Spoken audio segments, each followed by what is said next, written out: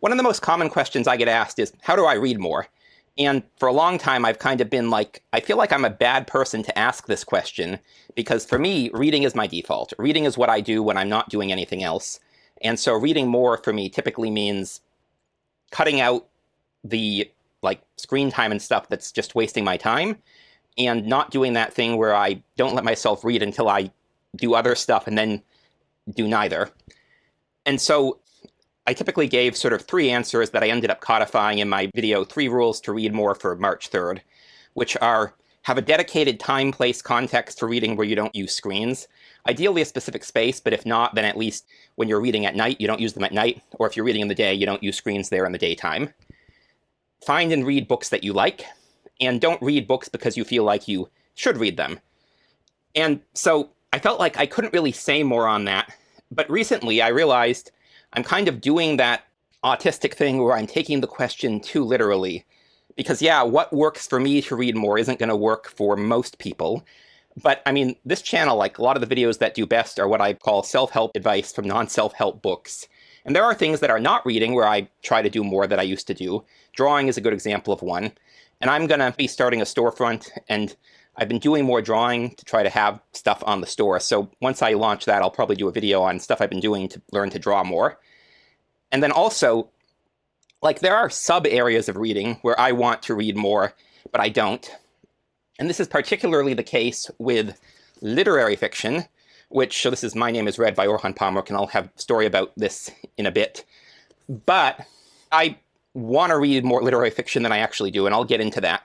But anyways, so Allison Talks Books made a video answering this question, and the way she answered it sort of got me thinking, and I think sort of shook some of this loose. And then I wrote a really long post. I know I've written at least one longer comment on YouTube, but it's possibly my second or third longest. There's a lot of things that shook loose. She responded to and sort of pushed back on one of the points that I was making, which is that I really don't think audiobooks are necessarily reading, and I made a video about that. And I wanted to make a more technical follow-up, but I want to actually read about literacy and orality. And Allison's point was, okay, but it kind of gets weaponized against people who read only audiobooks, and that sort of got me thinking. And I ended up diagramming this, and then I diagrammed it in like colorful marker about different reasons, like why do people want to read more, and why are people even asking, are audiobooks reading?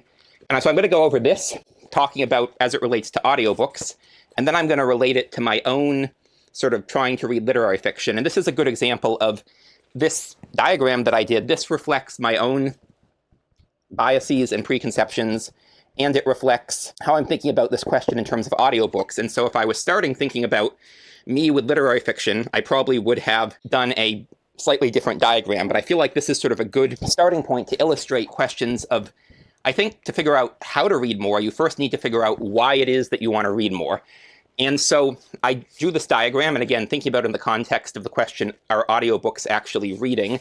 And so the first fork is between status we're seeking versus internal stuff. And one decision I made that people might disagree with is that I put, like, my identity is a reader as offensive status. So basically I divided status questions into, is it defensive? Are you sort of trying to force other people to recognize your high status? Or is it defensive and you are trying to respond to what you see as obstacles keeping you from doing something?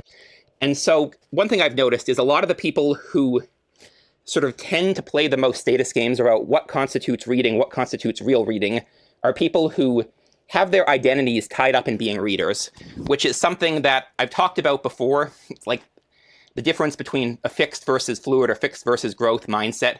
And I have, somewhere behind me, I have Carol Dweck's mindset, which I've been meaning to read, but I haven't, but I know the general idea. And I've talked about this in terms of, I had a very low opinion of myself when I was in high school, middle school.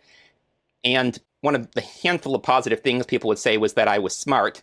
And so I always did well in school until the end of high school, and then I started to struggle a bit. And then I started to struggle in undergrad. And then my third semester of undergrad, I learned about fixed versus fluid views of intelligence. And I learned that people who have fixed views of themselves as smart tend to do worse at intelligence-related tasks than people who see intelligence as something you do as opposed to something you are. And ever since then, I've tried to first apply that to thinking about intelligence and then apply it to things in general. And so I've always done this with reading. I've always seen reading as something I do, not something I am. And part of this, I think, is sort of defensive around my mother thought I read too much, and there's sort of a stereotype of bookish as being someone who doesn't do stuff in the real world. And I've always been like, I want to do stuff in the real world. And I've realized I do a wider variety of things in the real world than most people, but I don't necessarily get out in the social world as much as people do. And I was confusing those things too. And so I didn't want to be seen as bookish, which might have played a role in me doing that. But it was fortuitous because I think this is probably a factor in why, unlike a lot of people who read a lot when they were kids, I never really stopped reading. I would read less, typically when either I was having the screen, like addiction, or I was having the guilt about I'm not getting this done, I won't let myself read, but it's always been my default.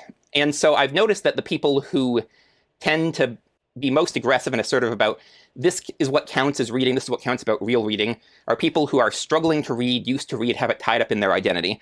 And I don't think this is helpful to anyone. I'm realizing there are times where you do need to be playing status games, but playing status games over a hobby, and a hobby that is very much a non-exclusive good. In fact, it's the more people who read, the more you have people to talk about books with, so it should be a net benefit having more people reading. It's just dumb. I don't think it's really helpful, aside from giving you maybe a hit of thinking, okay, I won this status game. And so I don't think you should be doing this. And like, if that's, whether it's tied to identity or whatever, playing status games around trying to, this is what counts as reading, I don't think is helpful. Defensive status games, I get more, but it's also, I don't think it's helpful. I think it's something you just need to, we all have, so like defensive status games, and this was what Allison was talking about, are where people have obstacles to reading. Either they're too busy in life, or they might have a learning disability, or they never learn to read properly, or they don't have access to books. And yeah, audiobooks may help, and provided they're serving the purpose that you want them for, I think it counts as reading that book. I think it's a different question, like, yeah, you've read that book versus does it count as reading, which I'll get into in a bit. And I think you should be able to just, as long as you got what you wanted to out of the book through an audiobook, count that, don't be defensive about it. At the same time, I think this general sort of question, so I've been thinking about, like, we all have different strengths and weaknesses, and we all have different advantages and opportunities, and it doesn't all balance out. Some people are just generally kind of incompetent. Some people are generally more hyper-competent. Some people are extremely privileged. Some people are extremely disadvantaged. But we still have different strengths and weaknesses, but we also have different interests and motivations. And for me, like, my motor skills, especially my fine motor skills, are terrible. And I should be someone, like, I should not be good at drawing, and I am definitely never going to be a technical draftsman. But I've realized, and I'll get to this when I do a video on drawing, I'm still way better than probably at least 95% of people, if not more, at drawing, just because I like drawing. I did it a lot as a kid. I did deliberate practice. I tried to get better, despite the fact that my motor skills should have stopped me. And you'll see people who are big readers despite being dyslexic. So you can get around these things. And another example is singing. Like, I was a kid, I sing terribly, and so adults would discourage me singing. And I never really had a chance to get better at it. And then as an adult now, people will not believe me when I say I sing bad. And then they'll sometimes beg me, and I'll show them and be like, okay, yeah, but they don't usually stop me until I'm done the song. And I have no shame about singing like nobody's listening. But I could, if I had the time and I had the money and I could find someone to, like, teach me, I could probably sing at least like Neil Diamond level.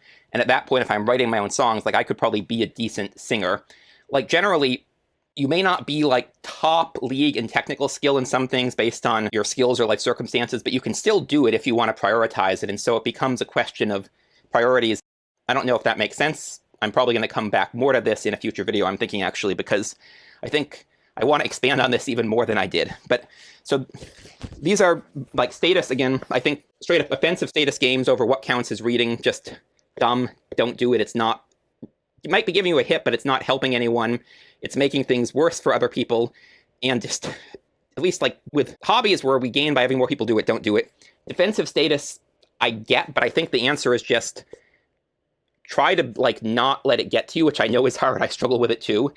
And then also recognize, like, you have different talents and things, but it's the question of what do you want to prioritize? And if you're getting what you want to out of audiobooks, great. If you're not getting what you want to out of audiobooks, then you need to figure out, is it worth what it would take to prioritize that to get what I want out of them? And so then this other branch is then self. So is your reason for wanting to read, or your reason for wanting to count audiobooks as books, is it sort of self-focused? And I divide it into think and feel. And so thinking, so you have socialization, so like talking about the book at a book club. And I've noticed, and this sort of relates to the defensive status thing, a lot of people, like at book clubs I attend, will be like, yeah, I didn't read it, but I listened to it on audiobook. And I'm like, if you understood the book, if you got what was happening in the book, you read it, it's kind of cringe that you need to qualify, and I get why, but just unapologetically, if you got what's in the book, talk about the book. And honestly, with most book clubs, you don't even need to have read the book to get stuff out of it. If you haven't read it, you can ask people questions about it. You can hear people commenting and compare it to other things you've read, and that can add to the book club. As long as you're not like bringing it all back to like a handful of special interests. Like if I were going to every science fiction and fantasy book club and like trying to bring every conversation back to Jack Vance without reading the book, that would drive people crazy fast, right? But if you're contributing like different things, even without reading the book, I think you can still, so you don't even need to have read it at all. But certainly in terms of socialization, as long as you got what's in it, it counts. And similarly, so for learning, again, if you're trying to get the information out of the book for your own benefit, if you feel like you got it adequately, audiobooks count. And then for feel, you have, like, are you getting sort of the feel of the story?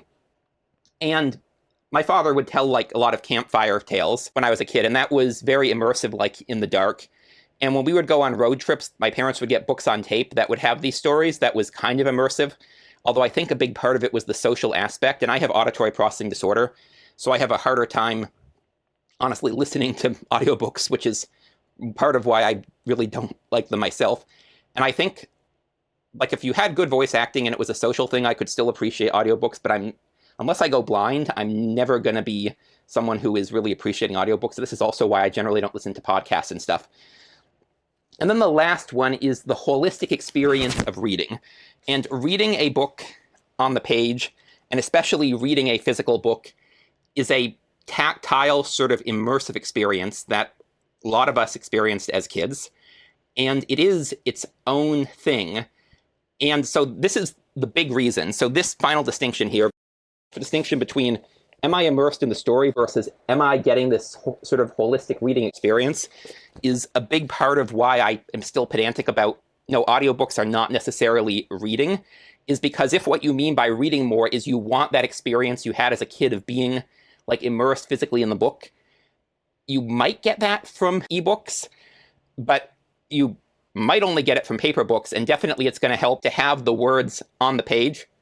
My personal experience, as I have talked about, is that when I am in a place that is highly distracting, so like an airport, or like if I'm at a family gathering where I'm not really involved with what the conversations are going, sort of keeping one ear open, it's generally easier to be reading an ebook, because with those distractions, I think a big part of it is it's easier to keep track of where I am. But pretty much anywhere else, I find ebooks too easy to read, and I'm less in there, and so I'm less focused on the reading, and so I strongly prefer physical books.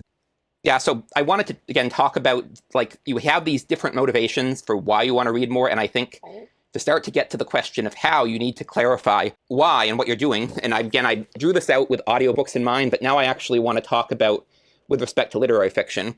And so the reason that I am trying to read this book is I attend a literary fiction world literature book club, and the host asked about people possibly sub-hosting based on a country. And I'm like, well, really into Turkey. I have a number of Turkish books I want to read more of.